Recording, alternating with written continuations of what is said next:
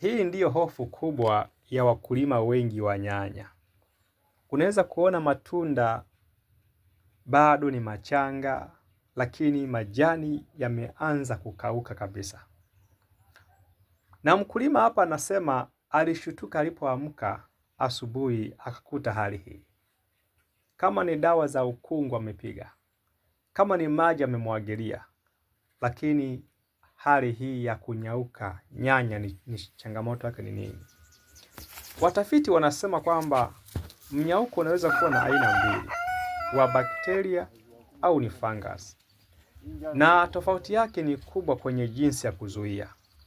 Inasemekana baadhi ya mbegu zina ukinzani mzuri dhidi ya magonjwa kama vile mnyauko. Na baadhi ya hizo mbegu ni kama vile mbegu za Imara F1, Ana F1 na Dhahabu F1 na mbegu zingine.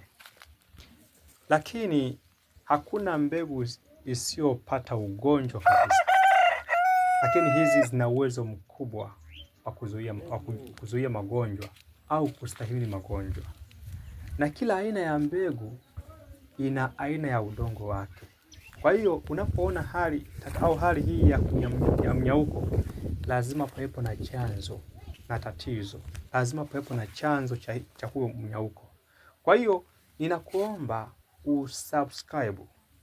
Nina wakulima 4 ambao natamani niwafuatilie A to Z.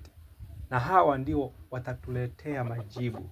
Wameanza na kiasi gani na wamefikia hatua gani. Kwa hiyo usikose kujiunga kwa ajili ya episode inayofuata. Mungu na akusaidie sana. Mungu na akubariki.